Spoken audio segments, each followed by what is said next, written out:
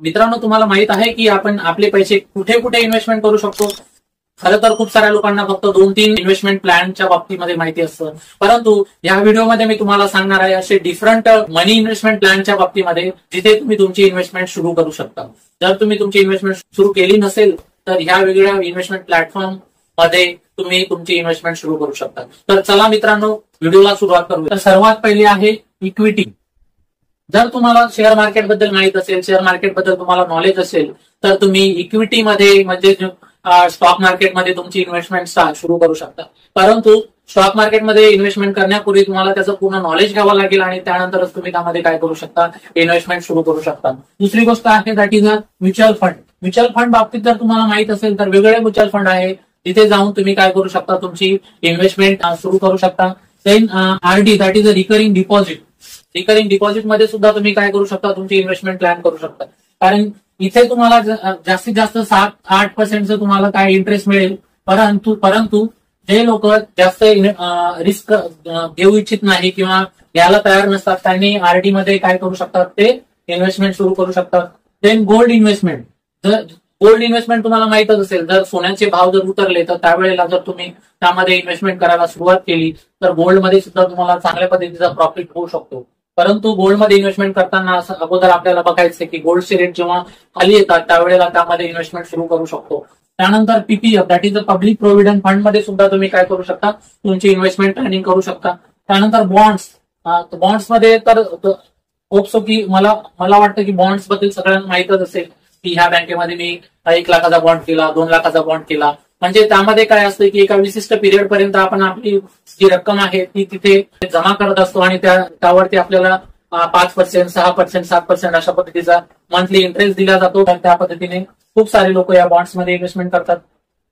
त्यानंतर FD that is a fix deposit.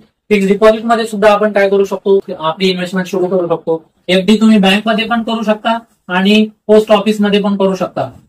इथे तुम्ही तुमची जर तुम्हाला बँकमध्ये करायची असेल तर तुम्ही इझिली जाऊन एफडी मध्ये काय करू शकता, इन्व्हेस्टमेंट सुरू करू शकता. आता ऑनलाईन सुद्धा जे बँकिंग ऍप्लिकेशन आहे त्यामध्ये हे सर्व फीचर्स आहेत, हे सर्व ऑप्शन्स आहेत, तिथे जाऊन सुद्धा तुम्ही तुमची इन्व्हेस्टमेंट सुरू करू शकता. जसं आरडीची सुद्धा आहे, तिथे जाऊन तुम्ही काय करू शकता, तुमची इन्व्हेस्टमेंट सुरू करू शकता. गोल्ड इन्व्हेस्टमेंट तर तुम्हाला मी जसं सांगितलं की तुम्हाला वाटत असेल की कुठे करायची गोल्ड इन्व्हेस्टमेंट, फोन पे ऍप्लिकेशन आहे, तिथे जाऊन सुद्धा तुम्ही त्यामध्ये गोल्डमध्ये इन्व्हेस्टमेंट सुरू करू शकता. त्यानंतर रिअल इस्टेटमध्ये सुद्धा जर तुमच्याकडे चांगला पैसा असेल तर तुम्ही रिअल इस्टेटमध्ये कुठे जमीन वगैरे किंवा कुठे प्लॉटिंग मध्ये तुम्ही काय करू शकता, इन्व्हेस्टमेंट सुरू करू शकता. Then ERWS that is a equity link saving scheme. Equity link saving scheme म्हणजे जर तुम्हाला टॅक्स बचत करायची असेल तर तुम्ही ERWS या स्कीम मध्ये म्हणजे इक्विटी लिंक सेव्हिंग स्कीम मध्ये तुमची इन्व्हेस्टमेंट सुरू करू शकता.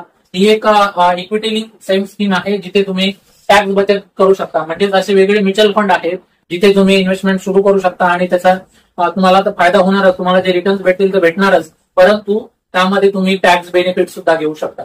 तर मित्रांनो, हे होते वेगवेगळे इन्व्हेस्टमेंट प्लॅटफॉर्म जिथे जाऊन तुम्ही काय करू शकता, तुमची इन्व्हेस्टमेंट जर्नी सुरू करू शकता. मित्रांनो, असं नाही आहे की तुम्हाला डायरेक्ट 5,000, 10,000 वरून सुरुवात करायची आहे. तुम्ही 500 रुपयापासून सुद्धा मंथली काय करू शकता, SIP करू शकता म्युच्युअल फंड मध्ये, किंवा मग वेगळे जशा पद्धतीचे क्रायटेरिया आहेत तशा पद्धतीने तुम्ही काय करू शकता, इन्व्हेस्टमेंट सुरू करू शकता.